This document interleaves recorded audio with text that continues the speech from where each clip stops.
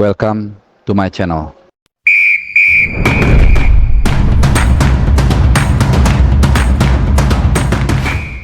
Halo, happy weekend dan juga semoga kalian sehat-sehat semua dimanapun kalian berada. Salam Timnas. Seperti biasa kita akan update soal tim kebanggaan orang Indonesia kalau mengaku Indonesia. Ya, ada beberapa hal yang menarik yang terjadi beberapa atau 24 jam terakhir. Gua akan update tentunya. Ada berita-berita kecil lah ya yang mungkin juga akan berguna untuk menambah informasi kita terkait dengan persiapan tim nasional Indonesia U23. Gue lupa namain U23 menjelang nanti Piala Asia U23 juga. Dan tentunya gue akan bahas sedikit mengenai pertandingan yang baru berlangsung, yaitu pertandingan uji coba menghadapi Arab Saudi. Gue yakin sebagian dari kalian sudah mendengar informasinya, tapi gue akan menambahkan dari sudut pandang gue. Jadi Indonesia harus mengakui keunggulan Arab Saudi, atau kalau bahasa internasional itu KSA, Kingdom of Saudi Arabia. Nah itu ya, Nah mungkin sebelum kita ke pertandingan tersebut, gue akan sedikit mengupdate ya informasi yang tadi gue bilang tadi. Jadi terkait dengan pemain yang akan bergabung ke skuad Sintayong. Ya, jadi ada yang bergabung dipanggil, yang tadinya enggak, ada yang tadinya dipanggil tapi nggak jadi. Jadi Nathan Choaon ini udah berapa hari lalu sebenarnya ya, tapi sekedar mengupdate aja dari kabar terakhir pemain Heerenveen ini akan membela tim nasional Indonesia U23. Ya pokoknya semua tim nasional yang gua omongin di sini tuh U23 ya teman-teman ya. Dan memang masuk akal. Kalau kalian nonton video gue sebelumnya, Nathan itu di Heerenveen hanya 2 kali dia dimasukkan di DSP sebagai pemain cadangan dan tidak main 1 detik pun. Sementara rekan timnya Tom Haye, kalau kita bicara satu tim itu ya, Heerenveen adalah tulang punggung dari Heerenveen. Jadi wajar mungkin klubnya berpikir, oke, daripada lu juga di sini nggak main, mendingan lu main di Piala Asia. Siapa tahu kan bisa menjaga kebugaran, menjaga competitiveness level dan sebagainya. Jadi win-win solution lah gitu ya. Nah sedikit mungkin gue mau callback ke situasi penundaan dan juga pembatalan penundaan Liga 1 kemarin ya. Honestly gue juga mengatakan ini agak tricky ya, karena PSSI mungkin sengaja membatalkan dulu, kemudian setelah itu pemain baru bisa dipanggil, setelah itu dilanjutkan lagi. Kebijakan ini memang tricky dan membelah dua kita ya, tapi sekali lagi ini sangat personal, pribadi gue, pendapat gue mengatakan sometimes kita harus seperti itu ya, for the sake of our national team, karena kita tahu ya memang ini mungkin pendapatnya bisa membelah kalian juga menjadi 2 pro dan kontra ya, tapi kasarnya mungkin agak harus sedikit diktator, sedikit ya, tapi bukan untuk kepentingan pribadi, tapi untuk kepentingan tim nasional kita, kan kita bisa lihat ya. Tapi oke, leave it alone, silakan kalian tinggalkan pendapat kalian, silakan berbeda dengan senang hati ya, tapi seperti biasa jaga lisan, kita harus saling menghargai satu sama lain, dan mudah-mudahan hasilnya juga positif. Jadi bola sekarang ada di tangan Sintayong untuk bisa memompa kinerja tim nasional kita U23 tentunya untuk bisa lolos ke babak berikutnya sesuai target. Oke. Kemudian juga ada update terkait dengan pemain yang batal membela timnas kita, yaitu Dewangga. Jadi Dewangga itu gue juga mungkin kalian bisa lihat nanti di IG pribadinya, yang bersangkutan itu menjalani operasi, ada benjolan di ketiak katanya. Ya, ini operasi ringan mungkin, gue nggak tahu ya. Tapi artinya bukan yang bersangkutan dengan seorang pesepak bola ya, cedera ankle, hamstring atau sebagainya, dan dia menuliskan caption very nice ya. Jadi terima kasih rumah sakit, kalau nggak salah mitra keluarga ya rumah sakitnya, dan juga PSSI. Jadi mungkin PSSI juga bertanggung jawab ya, ikut membantu, gua nggak tahu, tapi pasti ada perhatian lah karena dia mengucapkan memberikan apresiasi kepada PSSI. Jadi semoga cepat sembuh, speed recovery untuk Alfreandra Dewangga ya.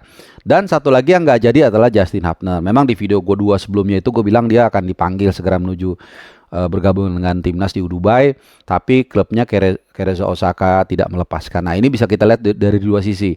Jadi hipotesa yang berlawanan dengan Nathan. Kalau Nathan tadi di klubnya belum dipakai atau belum terlalu diperlukan sehingga dilepas di Cerezo, artinya dia sangat diperlukan untuk klubnya. Walaupun di 2 laga terakhir dia tidak dimasukkan di DSP atau line up, ya mungkin karena sepulang dari Vietnam mungkin belum terlalu fit atau apa. Karena Pratama Arhan pun di Suwon juga kita lihat di timnas bisa main, tapi di klub ternyata standar fitnessnya beda gitu ya. Alright, itu jadi semoga ya Justin Hapner membela klubnya dengan baik supaya bisa perform dan bisa kembali ke Wolves Wolverhampton Wanderers dan menjadi tim utama di Wolves. Karena Wolves kemungkinan besar akan bertahan di Liga Premier League musim depan ya. Oke, terkait dengan pertandingan antara Indonesia menghadapi Arab Saudi, seperti yang gue bilang tadi, kita kalah 3-1. Memang ini tidak disiarkan langsung, tertutup ya. Tentunya dua-duanya punya punya interest ya, punya maksud tertentu. Mereka ingin masing-masing, gue nggak tahu Arab Saudi tujuannya apa. Gue rasa mereka lebih kepada taktikal.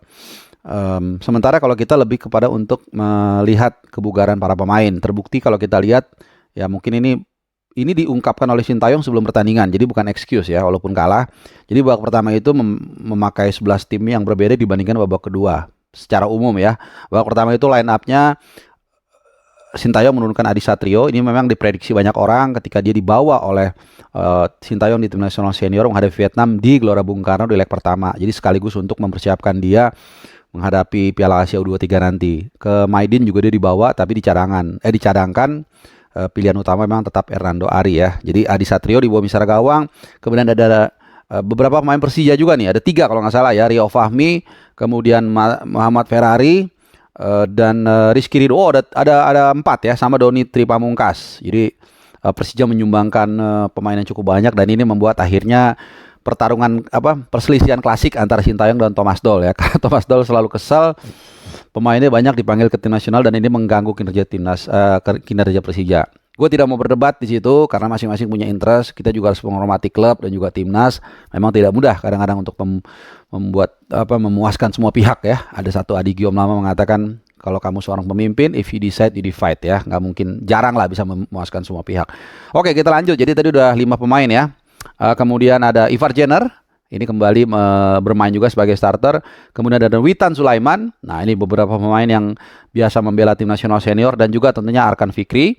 Kemudian Rafael Strijk juga sama, karena kita tahu dia lebih banyak bermain di tim reserve-nya di Belanda.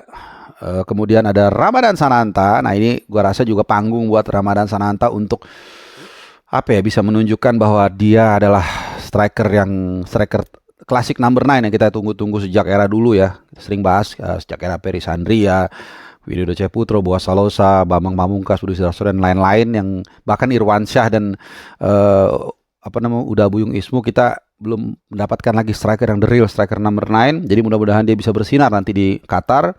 Yang gua nggak tahu, masih sampai sekarang masih 50-50 apakah berangkat atau enggak. Tergantung semangat dari kalian. Siapa tahu kalau dikasih semangat, sama mungkin ada yang mau sponsorin.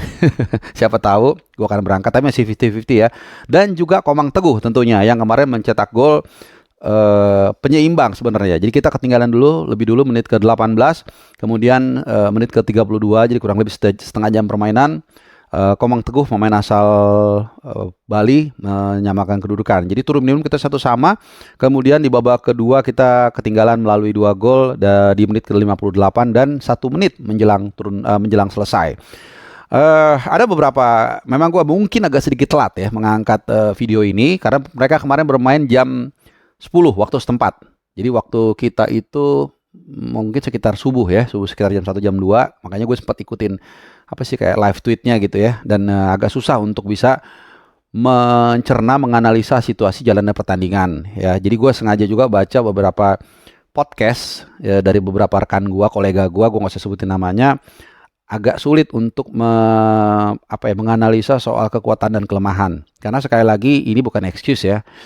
Memang ini digunakan oleh Sintayong, dan ini sudah ditekankan sebelum pertandingan. Ini hanya untuk melihat kebugaran Akram Fikri dan kawan-kawan, guys. Karena ketika mereka tiba di Dubai pun, itu yang coba dilakukan oleh Sintayong, membugarkan, mengembalikan recovery fitness para pemain, dan juga kekompakan. Karena pemain ini kan banyak membela klub dari berbagai daerah tempat ya. Jadi mungkin mereka perlu menyamakan visi, taktik, dan strategi. Jadi lebih kekompakan dan recovery. Jadi nggak terlalu jadi ukuran ya, tapi paling nggak kita bisa mendapatkan TC sampai nanti tanggal 10, kemudian lawan yang cukup berkelas. Ini gua rasa sangat menguntungkan kita dalam persiapan nanti. Dan sebelum kita tutup, nanti rencananya berikutnya kita akan menghadapi UEA lusa ya kalau nggak salah, tanggal 8 8. Ya, tanggal 8 ya. Habis itu nanti tanggal 10 kita selesai TC langsung berangkat ke Qatar.